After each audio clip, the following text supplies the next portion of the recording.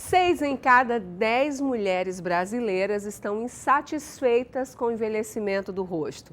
Grande parte procura por tratamentos, mas nem todas podem ou não querem parar para passar por procedimentos cirúrgicos. Mas será que tem outro jeito?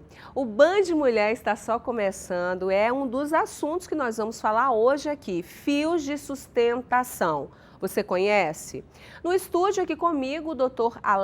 Alex Martinelli, e ele é especialista, ele é médico e é pós-graduado em dermatologia e especialista em medicina estética. Seja bem-vindo, boa tarde, tudo bem? Obrigado, boa tarde. Bom, vamos falar dos fios de sustentação, porque eu acho, outro dia, doutor Alex, eu estava conversando, com um grupo de amigas, e mulher fala muito, né? A gente vai conversando, vai trocando ideias, passando os procedimentos que dão certo, enfim. E uma delas comentou assim, olha, eu acho que a gente só tem que cuidar para não deixar envelhecer essa parte do rosto. É mais ou menos isso, que é o que o lift faz, não é? Dar uma levantada. Vamos começar explicando o que seria o lifting? Certo. Bom, o lifting, primeiramente, no início, ele era um procedimento basicamente da cirurgia plástica, onde se fazia um procedimento cirúrgico com o objetivo de levantar as estruturas da face. Uma vez levantada, você retirava o excesso de pele através de uma cirurgia. É um procedimento que ainda é bastante feito, tem diversas indicações, porém, atualmente, com a evolução dos tratamentos estéticos na área da dermatologia, nós conseguimos retardar a necessidade de um lifting ou até, se for começando bem no início do problema, da queda, da ptose, você consegue até evitar uma cirurgia no futuro. Qual a diferença, doutor Alex, do lift de fato, que é a cirurgia, para o lift não cirúrgico? Bom, a diferença é a seguinte, o lift cirúrgico ele é feito em centro cirúrgico por um cirurgião plástico, e que ele tem a capacidade de levantar muito mais as estruturas do que os procedimentos dermatológicos e ele retira o pedaço de pele que fica sobrando. O objetivo do lift não cirúrgico é evitar essa cirurgia, ou mesmo retardar bastante a necessidade dela, através de procedimentos que nós temos hoje. Por exemplo, os fios de sustentação, que particularmente eu sou fã, é uma das técnicas que a gente pode utilizar. Temos as técnicas tecnológicas, com ultrassom microfocado, aí temos algumas marcas no mercado. Temos o Sculptra, que é um ácido polilático, que ele vem no mercado com o objetivo de fazer também um efeito lifting, apesar de também volumizar. Os preenchedores, que também podem fazer um efeito lifting através de algumas técnicas. Temos algumas técnicas, que é o MD Codes, o MAP, que facilita isso também, possibilita isso. Ou seja, nós temos muitos tratamentos no mercado hoje em dia, na área médica, na área dermatológica, que possibilitam a gente retardar um pouquinho a cirurgia. Agora, só para você de casa entender, você que está aqui aí do outro lado entender, o que é que acontece, A gente vai envelhecendo, nós vamos perdendo gordura facial. Isso. A questão da massa óssea também diminui. Alteração de massa Outro óssea. dia eu cheguei para um dermatologista que me cuidou muitos anos em Recife. Falei assim, doutor Emerson, pelo amor de Deus, como que a gente envelhece? Por que a pele vai despencando? Ele me deu uma explicação que eu achei ótima, que é, Gardênio, vamos imaginar que você tem um pacotinho de presente e daí o que está dentro vai diminuindo um pouquinho, a embalagem vai ficando meio frouxa, Não é isso? É uma forma bem didática de falar. Então eu estou replicando aqui para vocês. E essa parte que vai ficando frouxinha, a gente precisa reposicionar. Isso. Com os tratamentos que a gente tem hoje, o avanço tecnológico, essa coisa toda, a gente tem vários aparelhos. Temos a questão dos fios, você citou o Sculptra, que é injetável, Sim. Mas é um tratamento mais indicado para quem tem uma perda grande, facial, de volume. É um tratamento bem indicado. Com que idade é recomendado, por exemplo? Ou até que idade a gente pode retardar o lift? Vai chegar uma hora que vai ter que fazer, doutor Alex? Ou não? Não, depende, Quanto mais cedo você começar a tratar, menor a chance você vir a precisar de um lift. Na verdade, você não pode nunca prometer para o paciente que ele não terá necessidade de fazer um lift. Mas se ele começar a tratar desde cedo, com a tecnologia que a gente tem hoje, com todos os tratamentos que estão disponíveis hoje na área dermatológica, você consegue realmente retardar bastante. A idade inicial depende muito, Gardênia. Depende também da sua vida inteira, né? Exatamente. De todos os tratamentos que você teve durante a juventude, o sol, a alimentação, tudo. Na verdade, a gente vai colhendo tudo que a gente vai plantando no Sempre. decorrer do caminho. Sempre. Exatamente. Se seja facial, corporal na vida, a gente só colhe o que planta, É né? verdade, concordo. Isso aí. E a pele não é diferente. Então, assim, na verdade, hoje em dia eu faço às vezes fios para poder estimular colágeno, que não são fios de hidratação, em pacientes bem jovens, pacientes de 32, 33 anos, mas são pacientes que já sofreram bastante uma perda de colágeno por erros, né? Muito sol, pacientes fumantes, Sim. tabagistas. Então, tudo isso influencia. Você acaba, o fumo, o cigarro, a gente sabe que prejudica muito a microcirculação e você tem uma perda maior de colágeno verdade. na pele. Olha, o Dr. Alex, ele trouxe pra gente um vídeo para que a gente possa entender mais ou menos, né, como funciona os fios de sustentação. Vamos ver. Fios tensores. Os fios tensores são usados para reposicionar as estruturas faciais e corporais, corrigindo as alterações causadas pela idade e ação da gravidade. Esta técnica pode ser aplicada em várias regiões da face do corpo, como nas sobrancelhas, nariz, lábios, queixo, orelhas, pescoço, umbigo, glúteos e mamas. O procedimento geralmente é realizado no consultório médico. O fio é inserido por uma cânula, sendo fixado na área tratada. Depois de implantados, acompanhe o movimento da face e do corpo, evitando a expressão paralisada. Com o tempo, os fios se unem às fibras naturais do corpo e passam a fazer parte do tecido. Então, a gente teve ali mais ou menos não, tivemos uma explanação de como funcionam esses fios. E daí ele estimula colágeno, a partir do momento que se produz, estimula colágeno. Qual a diferença desses fios que são usados hoje, lógico, muito mais avançado, Sim, demais, para aqueles que nós conhecemos, o tal fio de ouro, o outro, como é que é o nome? Fio russo. O fio russo. Qual a diferença, doutor Alex? Na verdade, Gabi, quando eu comecei a trabalhar com fios, há 14 anos atrás, a gente não tinha uma quantidade grande de fios que a gente tem hoje, né? A gente ficava limitado aos fios de ouro, com o objetivo de formar colágeno, que tinha um resultado muito pobre, e os fios russos que... O que a gente pode chamar de resultado pobre? Eles não estimulavam muito a neocolagênese. Ele era só para levantar? Basicamente, ele era muito bom até para poder você evitar o envelhecimento, mas ele não produzia esse efeito lifting que a gente tem hoje. E os fios de tração que a gente tinha eram os fios russos, que eram fios mais grosseiros, mais rudimentares, que davam bons resultados em faces que você tinha que escolher muito bem, faces mais pesadas, que tivessem muito volume. Faces mais magras, como a sua, como a grande maioria dos pacientes, a gente evitava muitas vezes colocar com receio de ficar a demarcação da área onde você passou. Então eram fios que limitavam muito o nosso tratamento. Atualmente não. Né? Com o advento dos fios absorvíveis e fios muito mais delicados, nós conseguimos resultados muitas das vezes superiores, muitas vezes não, na grande maioria das vezes superiores que nós tínhamos no passado, e com um trauma muito menor. Os fios são absorvíveis, então eles têm dupla função, que é muito importante. O primeiro de erguer, que até então os fios anteriores também tinham, mas eles também produzem o colágeno, que uma vez que eles são absorvidos, ele estimula, né, o colágeno local. Como que ele estimula o colágeno, doutor Alex? Como que funciona dentro do organismo esse estímulo de colágeno? Isso é ótimo. O próprio tecido, o próprio material dele é um estimulador de colágeno, né? Então nós temos hoje fios de PDO, que são fios que estimulam bastante colágeno pelo próprio material.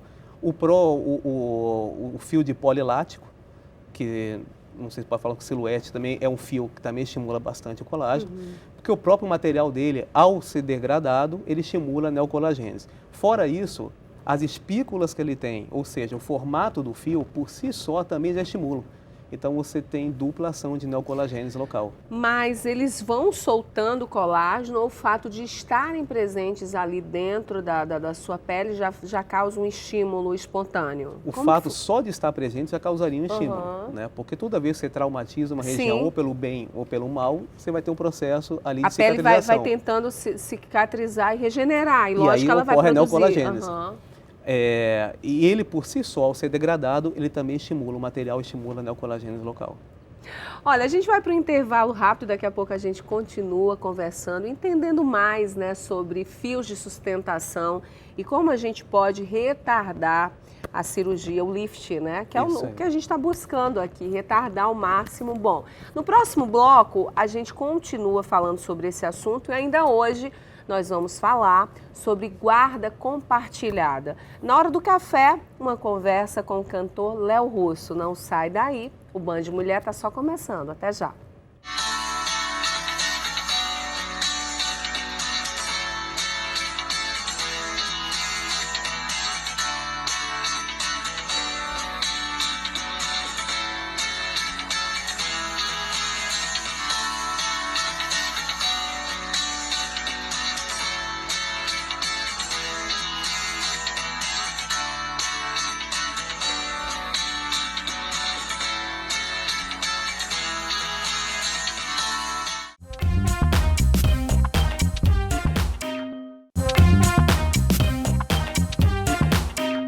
De volta com o nosso Band Mulher, eu estou conversando hoje sobre como rejuvenescer a pele, né? Com o uso dos fios de sustentação para a gente tentar, não sei se vai chegar uma hora que vai precisar e vai ter que fazer, mas estamos buscando cada dia uma pele renovada, uma pele mais jovial, para que seja qual for a sua idade, você esteja bem, envelhecer bem, Isso aí. que é a busca, não é, doutora Alex? A gente Isso não é vai importante. querer estar aos 40 com uma carinha de 20, que não vai conseguir.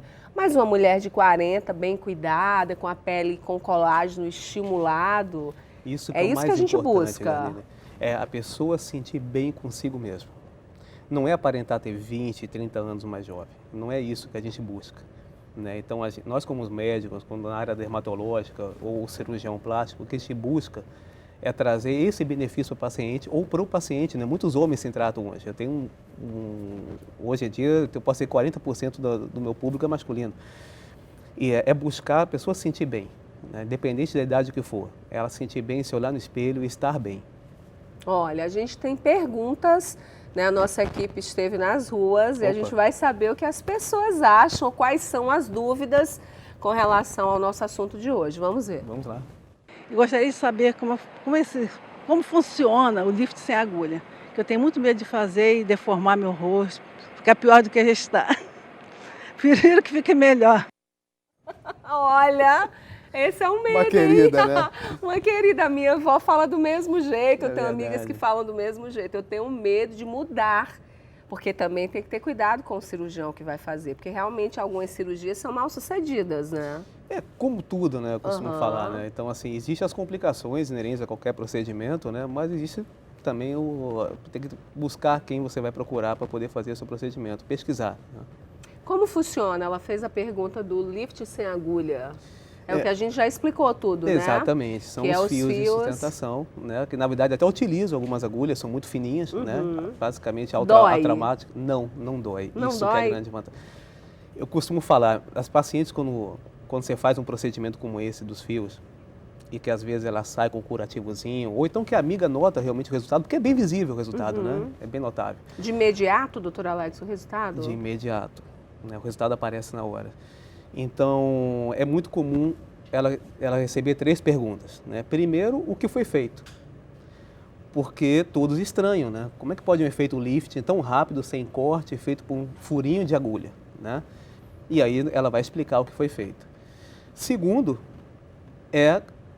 pergunta se dói, né? Então, é a pergunta mais comum, mas doeu? E a indolor? Né? É feito com anestesia local, né? Na verdade, você utiliza uma quantidade ínfima de anestesia, muitas das vezes inferior à anestesia utilizada para fazer uma obturação no dente, e já é um processo que por si só já é muito pouco doloroso e é indolor. E o terceiro é o custo, que geralmente é uma pergunta também muito comum. Bom, nós temos mais uma pergunta para Vamos lá. você. Vamos lá. Queria fazer uma pergunta sobre o lifting sem agulha.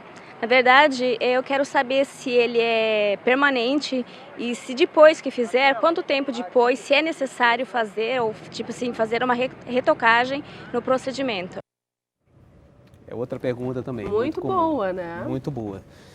Na verdade, o fio ele não é permanente, né? Na verdade, o efeito dele não é permanente. Hoje, 95% dos fios que a gente passa são fios absorvíveis, né? Existem algumas poucas indicações, alguns colegas que não podem trabalhar com os fios inabsorvíveis, mas geralmente são fios absorvíveis. e que tem uma duração que vai variar de acordo com o fio utilizado e com a face do paciente, variando de 1 a 2 anos o resultado. Né?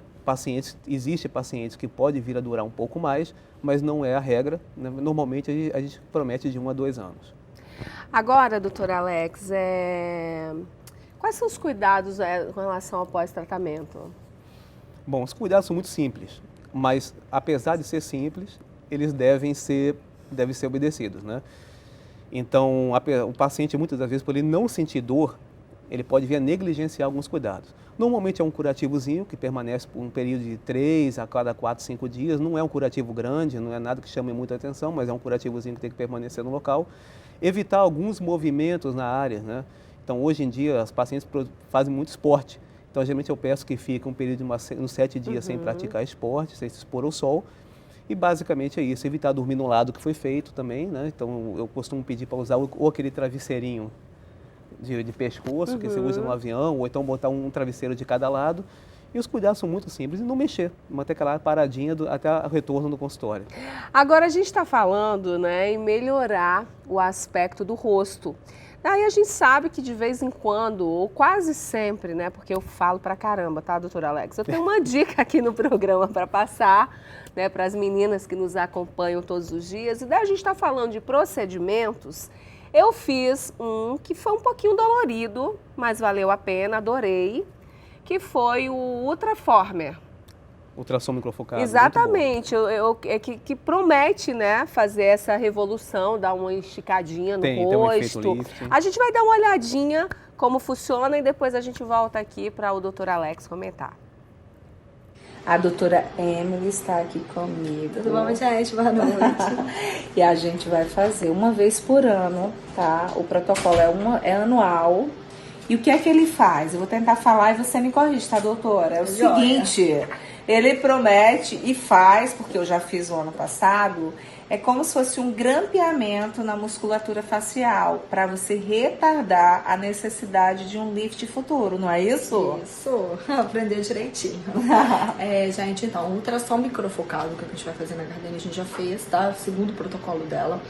Ele trabalha, né? Fazer um ano. Ele trabalha, né, nessa região aqui e também na região da papada e do pescoço, a nossa musculatura. Então ele acaba fazendo um efeito lift, que ele faz como se fosse uma musculação na nossa musculatura, né? Ele fortalece a nossa musculatura e ele dá uma esticadinha. E também tem uma segunda ponteira que a gente trabalha a pele. Então ele é excelente para trabalhar essa região, a sustentação, papada, a musculatura do pescoço também, que também envelhece, e ao redor dos olhos. A gente está aqui conversando, eu e o doutor Alex. Gente, olha, eu estava falando que um dos tratamentos que eu fiz e que eu achei mais eficaz com relação ao contorno, à flacidez, enfim, foi o Ultraformer. Mas a gente tem, o doutor Alex estava aqui comentando, ele até já falou no bloco anterior, que temos outras opções. O Ultraformer, né, é um tratamento que é mais para a musculatura também, né? Para sustentação da musculatura, né? Planos mais profundos. Para uma flacidez apenas de pele, que muita gente tem aquela flacidez mais de pele. Por exemplo, quem corre muito, geralmente faz uma flacidez de pele. Acaba tendo também uma absorção da gordura boa da face, quem corre demais. Aí nós temos o ácido polilático injetável, né? Dentre eles no mercado, ele é muito conhecido com o nome de Sculptra, é um nome comercial, mas que ele é capaz de volumizar e ao mesmo tempo tratar essa flacidez. E não pode esquecer que ao você tratar uma pele, você tem que tratar de dentro para fora e de fora para dentro. Entendi. E aí eu gosto muito do laser de CO2. Então, no caso, o Ultraformer é um dos paliativos para você dar uma retardada nisso, mas dependendo também da situação, você faz Ultraformer e ainda faz os fios. Você pode somar Ultraformer, os fios, Ultraformer com laser de CO2, que você trata a pele, que o resultado é muito bom. Né? Então, você tem, hoje em dia, como eu te falei, o segredo é você combinar tratamentos, que aí você vai trazer a naturalidade para o paciente, você vai tratar em diferentes profundidades, trazendo aquela naturalidade. E entender também, visitar, procurar o dermatologista para saber, porque também é caso a caso. Isso. Tem que haver uma avaliação do tipo de pele, da qualidade, de como que você se comportou durante a vida, quais são os cuidados necessários para trazer essa pele mais jovem, mais bonita por mais tempo. Cada caso é um caso, cada pele é uma pele.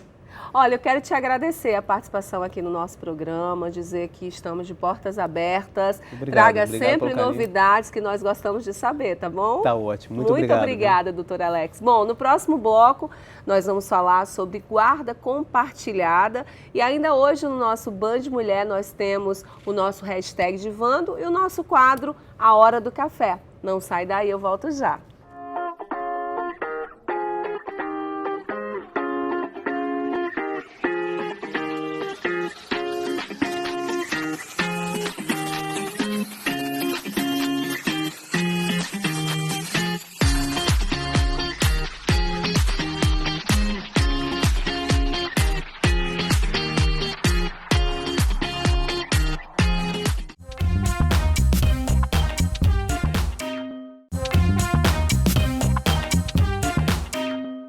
De volta com o nosso Band Mulher. Agora nós vamos mudar um pouquinho de assunto e nós vamos falar sobre direitos, que é uma das pautas que a gente vai abordar aqui no nosso programa a partir de agora, todas as segundas-feiras. E o assunto de hoje é guarda compartilhada. No caso de uma separação conjugal, como ficam as responsabilidades dos pais em relação à criança? No estúdio com a gente aqui, para conversar, a advogada Denise Santos. Boa tarde, doutora Denise, tudo bem? Tudo bem. Guarda compartilhada. A gente pode começar explicando, né, falando um pouquinho do que seria. Então, a guarda compartilhada, os pais eles vão decidir em conjunto, né, a todas as decisões em relação ao menor, tudo que envolve os menores, se for um filho ou 2 filhos, né, não interessa a quantidade. Mas realmente a escola, vão os dois decidir, moradia, os dois vão decidir, o plano de saúde. Então, tem que haver, né, realmente uma compatibilidade, uma conversa e essa decisão tomada em conjunto. Agora, quando os pais, doutora Denise, não chegam a um denominador comum, o que acontece com relação a essa guarda? Separaram, mas não conseguem se entender. O que, de certa forma, assim, eu como mãe, né, sou casada e tal, mas assim, eu como mãe não consigo imaginar ainda essa situação, né? Deve ser, de certa forma, um pouco angustiante, dependendo do tipo de relacionamento que você tenha com o seu ex. Infelizmente, agora o entendimento é que desde 2014 para cá, que a guarda compartilhada é uma regra, seria uma regra. Antes então, não era uma regra. Não era assim. Como que funcionava? Iam verificar quem reunia melhores condições para ter a guarda da criança. Ficaria uma guarda unilateral e o pai teria uma visitação, que eu não acho adequado, porque pai nem mãe não visita, convive, né? Convive, exatamente. Então, um termo de convivência. De 2014 para cá, começou a guarda compartilhada a ser uma regra, a ser aplicada mesmo em caso de litígio. E aí é o que eu não acho que seja recomendável. Não seria bom, porque imagina num caso de uma violência doméstica contra a mãe, mas a criança, na verdade, ela também não sofreu uma violência psicológica, se ela presenciou aquela situação. Sim. E aí sim, depois, a princípio, deixar uma guarda logo compartilhada não é adequado. Deve ter um estudo psicossocial do caso e depois verificar se a pessoa realmente reúne condições para ter uma guarda compartilhada. No caso das despesas, por exemplo, né, na guarda compartilhada, como que fica? Não afeta realmente a pensão alimentícia, né? Tem até casos de pais começarem a entrar com a guarda, pedir a guarda compartilhada, pensando que teria alguma redução no pagamento da pensão alimentícia. Mas não, porque a guarda compartilhada não vai compartilhar a convivência, uma casa, vai ter realmente a posse da criança, vai ter uma residência para a criança, que pode ser com a mãe, ser fixada com a criança a residência, e a guarda ser compartilhada. Tem um termo de convivência que as pessoas, infelizmente, confundem a guarda compartilhada com alternada, que é diferente. Vai viver uma semana na casa de um e uma semana na casa do outro. Não é isso a guarda compartilhada. A guarda compartilhada é a decisão em conjunto em relação às situações que envolvem o menor. A convivência, né, que é como era a visitação, é uma outra coisa. Dependendo da idade da criança, essa coisa de viver metade da semana na casa de um, na outra semana na casa do outro, é até confuso, né? Principalmente se a criança está na escola, se a criança tem rotina. É verdade, perde a referência de lar, né? Exatamente. Fica assim um referencial que é importante, precisa ter o lar, né, a residência fixada E obviamente é necessário que conviva com, né, o que não for guardião, com o pai. Isso é importante, porque é saudável para o crescimento. Mas em determinadas situações isso deve ser revisto. Não convivem. Porque na verdade você não é obrigado a ficar com ninguém porque casou. Não deu certo, não deu certo. Agora, se tem filhos, assim, eu acho que tem que tentar conviver o melhor possível, porque ali tem uma vida que depende de ambos, né? E essa criança, ela tem que crescer com a cabeça boa, consciente, tranquila, mesmo sabendo que os pais não estão mais juntos, porém sendo amigos. Esse é o ideal, né? É verdade, tem que ter um crescimento saudável. É importante a convivência de ambos em harmonia, ter um lar saudável, um lar harmônico, com entendimento, mas nem sempre isso é possível. Por isso que Nem sempre, doutora Denise, ou na maioria das vezes isso não é possível quando há uma separação. Qual o percentual de casais que se entendem e chegam a uma guarda compartilhada tranquila ou não chegam a uma guarda compartilhada infelizmente tranquila? Tem ainda muito litígio, né, em guarda, e é um dos mais delicados, né, quando envolve a guarda dos menores, essa disputa pela guarda. É uma situação triste, porque você vê que depois a criança vai crescer, vai completar 18 anos e ela vai viver a vida dela. Enquanto que é uma perda de tempo, realmente, esse litígio, essa briga. Para quê? Para ter a guarda, a posse. Isso é uma relação de poder também. Muitas vezes o pai, ele não consegue, porque na verdade, né, a gente sabe que tem pais que são mães, né, os pães, né, como tem mães que são pais, faz o papel dos dois. Mas assim, na maioria das vezes, a gente sabe que o filho é uma responsabilidade maior, digamos, do convívio, educação em casa o tempo todo. O pai vai mais para a rua, sai, trabalha fora, entre outros afazeres. A mãe, por mais que trabalhe fora, mas o filho fica mais com a mãe. Isso é natural, é uma ordem natural das coisas, né? Mas existe algum caso que o pai, muitas vezes, ele sabe que não consegue ter a responsabilidade de ficar com a criança, mas para mostrar poder, ele fica brigando por isso? Sim, eu já tive muitos casos. Ou por não aceitar a separação? Exatamente, porque não aceita a separação, ele quer uma retaliação, uma vingança, e eu também não aceitar e ficar nessa disputa judicial é uma forma de estar ligada a outra pessoa, nem que seja por um processo, né? Ela está ligada de alguma forma, é uma disputa mesmo, e a criança ela fica no meio daquilo. Quem sofre? O menor. O menor. E o maior elo de ligação é o filho. É verdade. Não é? Que é insolúvel e é para sempre. Né? Então, é verdade. Vamos ouvir o que as pessoas querem saber nas ruas? Claro. Eu gostaria de saber qual é a influência na vida da criança em relação à guarda compartilhada. O quanto isso pode comprometer na personalidade ou até mesmo na criação, na educação dela. Se for um relacionamento harmônico, a guarda compartilhada é muito recomendável. Vai ser bom, vai ser importante para a criança ter convivência sadia com os dois, com ambos, com o pai e com a mãe. Porque, na verdade, a separação foi entre marido e mulher, e não pai e filho, e não mãe e filho, né? Porque, às vezes, tanto a guarda pode ficar com o pai, como pode ser da mãe. Então, é importante que tenha relacionamento e convivência com ambos, com dois. Então, pode ser muito saudável psicologicamente, formação de personalidade, de caráter, crescer como um adulto realmente comprometido com a sua sociedade, consigo mesmo, com todos. Isso é muito bom. Nós temos mais uma pergunta, doutora Denise, vamos lá. A pergunta é sobre guarda compartilhada. Até onde isso prejudica ou não uma criança? Vai depender realmente de um estudo social, psicossocial do caso. Vai ser avaliado por uma psicóloga do juízo, com assistente social, e aí sim vai verificar se a forma deve ser uma guarda compartilhada ou uma guarda unilateral. Né? E se for recomendável que seja compartilhado, isso vai ser maravilhoso para a criança, vai conviver com os dois, vai ficar bem com os dois, com ambos, vai crescer tanto convivendo com o pai, com a mãe, com a família paterna e materna, que é importante também. Se o casal, doutora Denise, eles se separam, chegam ao consenso, eles podem decidir, independente da justiça, como que vão criar esse filho? Se separam numa boa? Isso seria o melhor. Para que justiça? Para que colocar advogado? Na verdade, as pessoas, elas mesmas, só chegam ao judiciário buscar, né, realmente o Estado quando não conseguem um entendimento. O ideal é esse, é que elas mesmas consigam se resolver. No começo, no início, não foram eles que decidiram? não começou tão bem, não foi uma história tão bonita, por que não terminar também essa história de forma madura, né, conversando, resolvendo de forma harmônica e decidindo em conjunto tudo em relação aos filhos, que vai ser para sempre.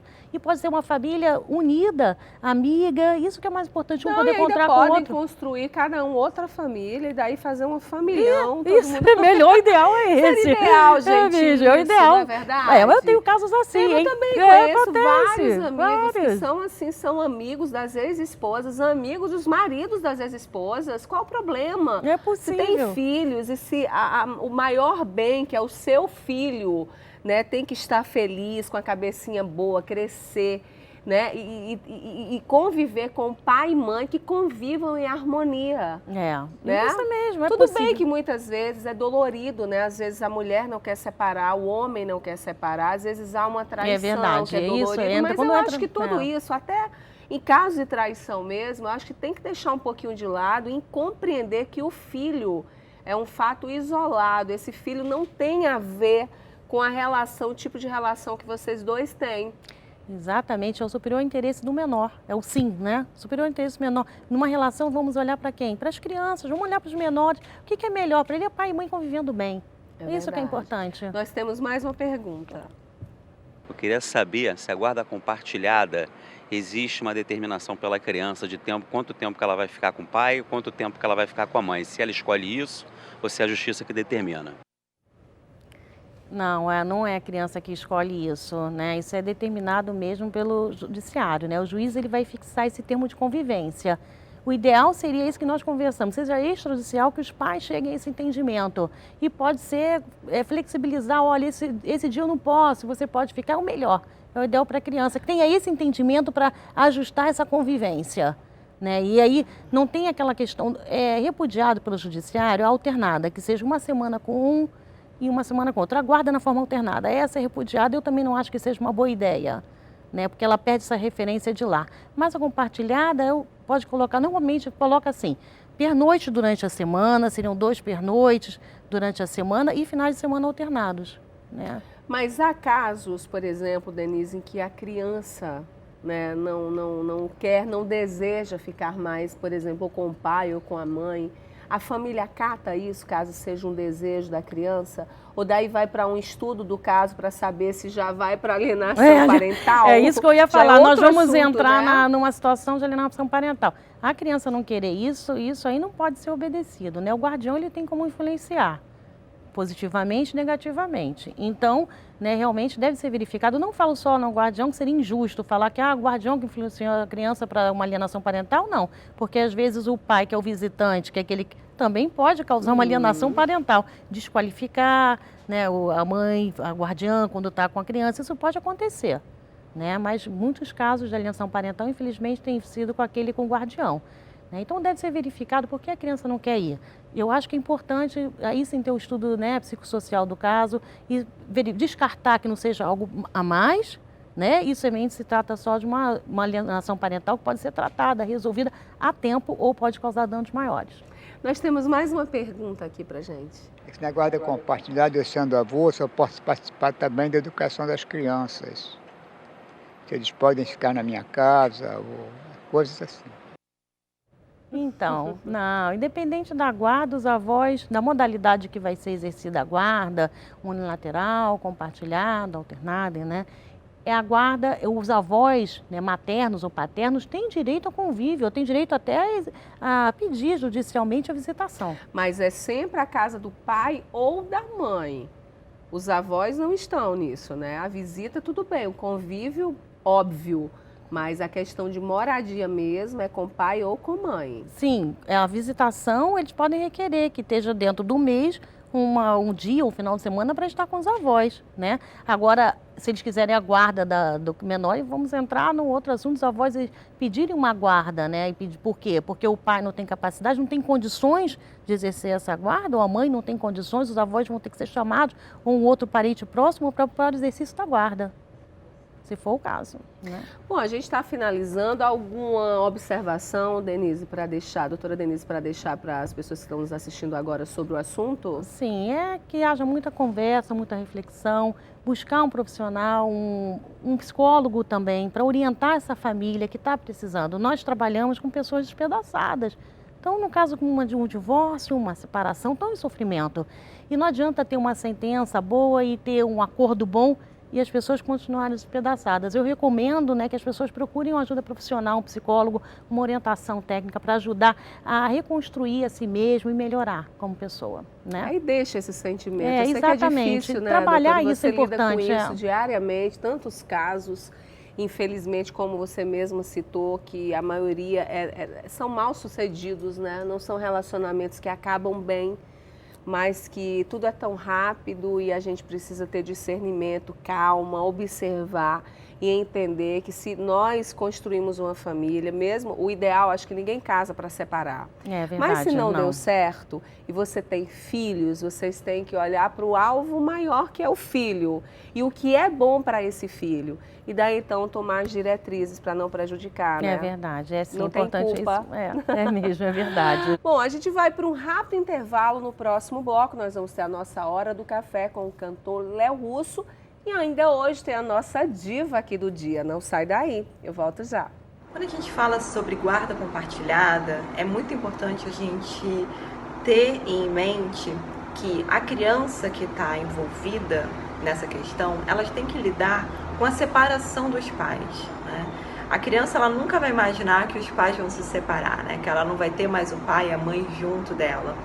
Mas existem alguns cuidados que vêm dessa guarda compartilhada, que além das responsabilidades, que são aquelas de a escola, a saúde, o bem-estar dessa criança, mas também a preocupação e uma responsabilidade, um zelo com esse ex-cônjuge, né? Porque quando a gente fala sobre uma mãe que em algum momento ela critica o pai, ou desmerece, ou ela desqualifica, e assim vice-versa, isso é muito ruim para a criança, isso faz muito mal, né? Dessa criança, ela está sendo envolvida numa briga e os pais descontando ou usando essa criança para atingir o outro, né, cônjuge. Então, é uma preocupação muito grande que os pais precisam ter pela criança.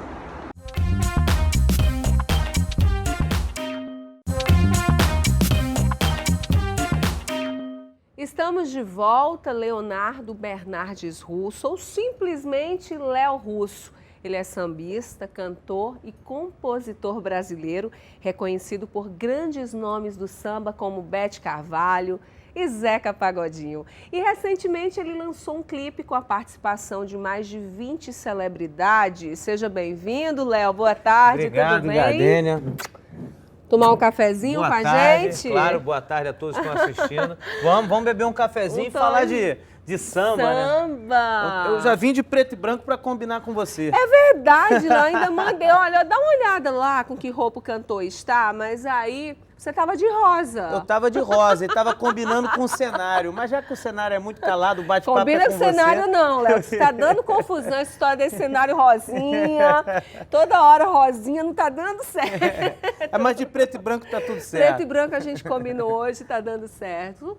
Fala um pouquinho pra gente, cansei, eu quero alegria, né? Como foi gravar com tantas personalidades, Léo? Foi um clipe, um dia iluminado, né? Foi um dia ensolarado na Barra da Tijuca, a gente gravou lá no quiosque do meu amigo Lelê. Foram mais do de... Lelê? É. Lá em frente lá, a casa em frente ao Zeca. Gente, Zeca Pagodinho, maravilhoso. Ao Xande, o Anderson do Molejo, Sergião Lorosa.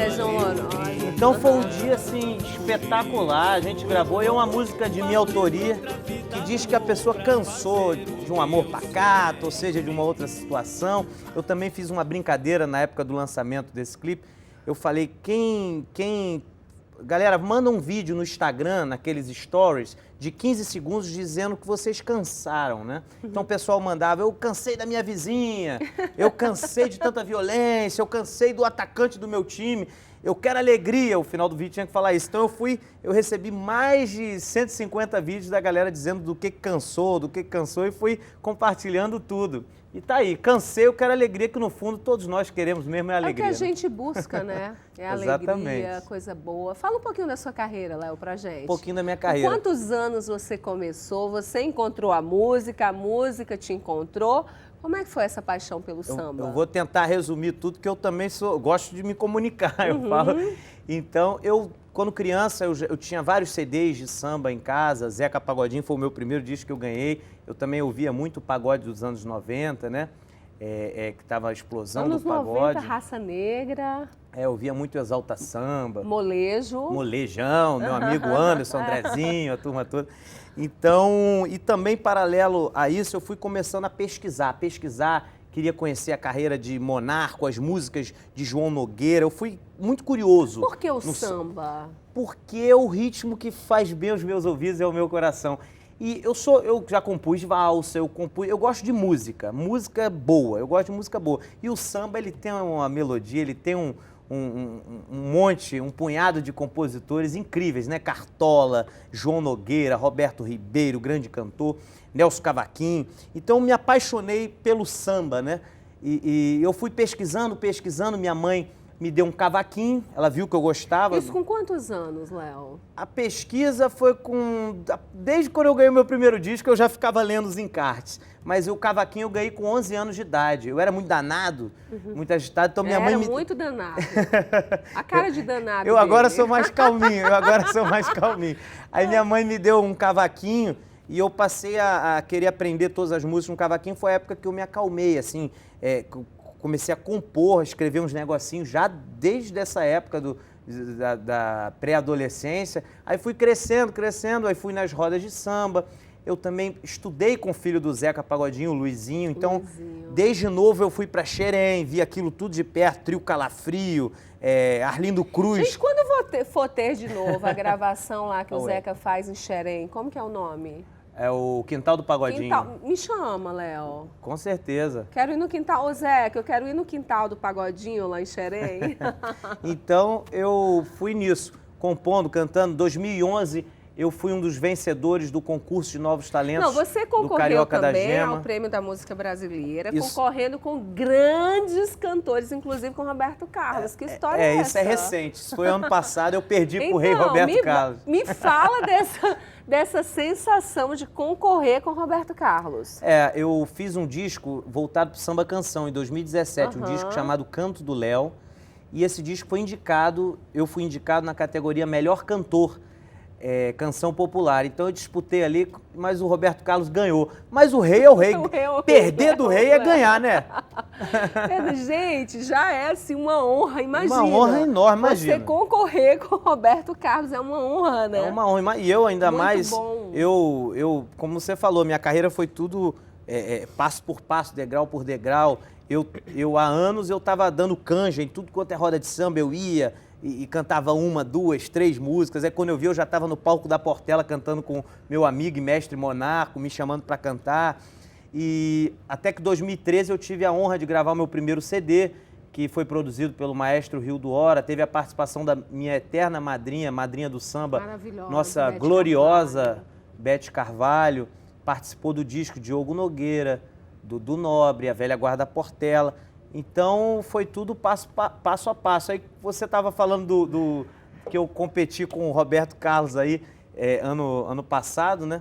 Foi quando eu vi, eu estava de blazer no Teatro Municipal, concorrendo, categoria Melhor Cantor, Léo Russo, Roberto Carlos. Será que vai dar Léo Russo? Mas deu Roberto Carlos, merecidamente. Você vai fazer 30 anos. Como é olhar para trás e ver que aos 11 anos a sua mãe te incentivou, né, te estimulou, que eu sempre falo, né, aqui, e a gente sabe disso, quando há estímulo, quando os pais, a palavra, né, outro dia eu falei, a palavra tem muito poder, verdade. Você estimular, você abençoar o seu filho, a sua mãe estimulou, eu não sei, como que você vê, olhar para trás e ver que você está aí galgando uma carreira de sucesso, com grandes nomes, fazendo a diferença, sendo ainda tão jovem, né? Eu vejo eu até me arrepio, eu vejo com muita verdade no coração, porque tudo que eu faço é de verdade, não tem jeito. Eu sou super verdadeiro comigo mesmo, com a minha música. Eu, por exemplo, só canto o que eu gosto. Eu canto Nelson Gonçalves, que eu adoro, como também canto músicas do pagode 90, que eu adoro, e do pagode dos anos 80, e o samba em geral. Eu gosto de bolero, eu canto. Então, o que eu gosto, se eu escutar uma música, essa música eu gosto, eu canto. Canta. Então, eu sempre fui verdadeiro comigo mesmo e sempre fui muito também corajoso comigo mesmo. Agora, muita gente liga o samba à boemia, né? Os cantores à boemia, aquela coisa da noite, noitada e tal. Como que você faz? Você se cuida? Você cuida da alimentação? Eu procuro, assim, vamos supor, eu gosto de comer de tudo. Eu gosto de doce, gosto de pastel, gosto de pizza, gosto de churrasco, gosto de dobradinha, gosto de feijoada. Mas vai aos pouquinhos. Você tem que saber assim, ó, poxa, vou comer pizza, vamos lá, vou comer 3 pedaços, não vou comer 9, entendeu? Então é tudo dar uma maneirada. E a gente, na carreira de música, a gente acaba que, por exemplo, eu agora vim de uma maratona de viagem, fui Mossoró, São Paulo, eu tô... Mossoró? Cantei lá. Mossoró, no Nordeste? No Rio Grande do Norte. Nossa. Apodi, fui no interior, lá num encontro maravilhoso. Então, estou fazendo show no Rio. Aí outro dia fiz uma gravação em São Paulo. Aí, às vezes, no aeroporto, é aquilo que você falou da alimentação. A gente bate uma fome, mas é rápido. Aí você tem que comprar, pega umas dicas com a minha diretora, que ela te dá umas diquinhas ótimas de aeroporto. Mas eu não vou levar, não vou levar batata doce no negócio ela parou na mala, em um stand que só tinha tipo folha, batata doce, tudo do forno. Ela fez uma compra, couve desidratada. Maravilha. Olha, só comprou isso. Agora deixa eu te falar, eu tô vendo uma alianção. Isso é aliança ou um anel? É um anel, que é a oração de São Jorge. Mas esse coração tem dono? Tem. Minha família, minha namorada, tá meus namorando. amigos. Então você tem uma diva, Léo. Meu Botafogo.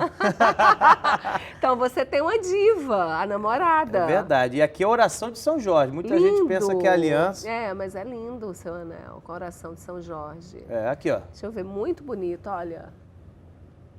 Oração de São Jorge todinha. Parece uma aliança, né? Verdade, muita gente pensa nisso.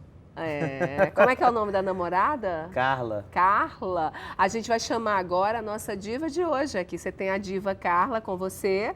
Nós vamos chamar a nossa diva do Band Mulher. Ele tomou um susto, ele achou que era a Carla que ia aparecer. Mas é a nossa diva do programa, vamos ver.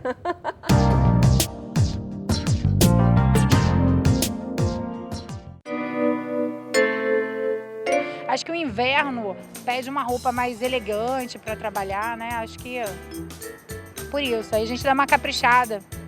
Eu gosto de maquiagem, amo maquiagem, adoro uma biju, acho que completa o look, né? Dá um cordãozinho, um anel, acho que dá uma caprichada no visual. No cabelo, faço uma hidratação, dou uma penteada assim para ficar arrumadinho. Eu sou diva, #divando. E a nossa diva de hoje, fala, Léo. Eu tô falando ali com meu amigo Rodrigues ali, botafoguense, tá ali do lado ali. O Rodrigues é botafoguense também? Você também, né? Também sou, com muito amor, tenho a maior paixão pelo Botafogo desde criança. Que graça. Olha, quais são agora os projetos? Tem muitos shows por aí? Bem lembrado, isso daí, vira e mexe eu saio de programa, o pessoal me belisca, fala, Léo, você não falou da data tal, você não falou do Instagram, não falou da... Então, eu vim agora de uma maratona de shows, fiz bar do Zeca Pagodinho, fiz roda de samba, Quiosque Samba Social Clube, fiz shows, como eu falei, Nordeste, São Paulo. Eu tô fazendo uma roda de samba mensal em São Paulo, no Coco Bambu AMB, sempre com convidados especiais, e eu tenho uma data para falar para todos vocês não podem perder. Inclusive, você tem que estar lá. Quando? É no dia 20 de julho, no Marina Barra Clube, às 5 horas da tarde. A partir das 5 horas, samba do Léo Russo, em homenagem aos meus 30 anos. Quero todos vocês lá. E quem quiser conferir mais, ver minha agenda, ver vídeos, é só ir no meu Instagram, @LeoRussoOficial. Estou aguardando vocês lá para saber o que vocês acharam, né? Olha, é isso, né, Gabi? Vamos lá.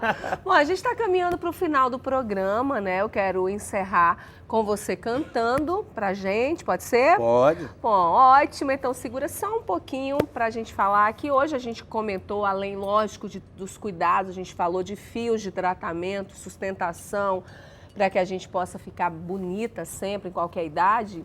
A gente também falou em guarda compartilhada.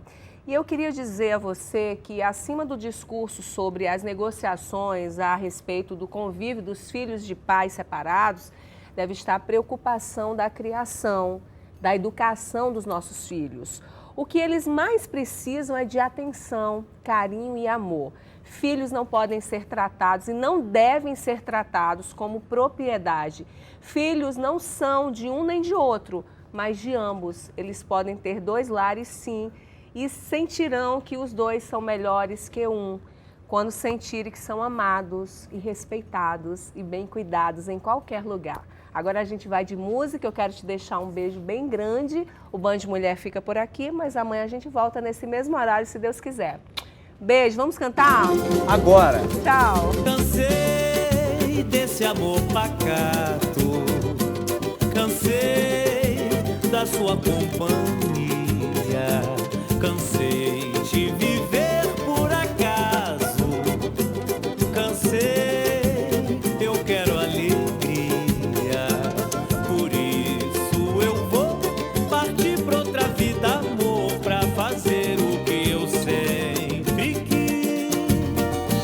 Vou te deixar e sair pra curtir o que me faz feliz.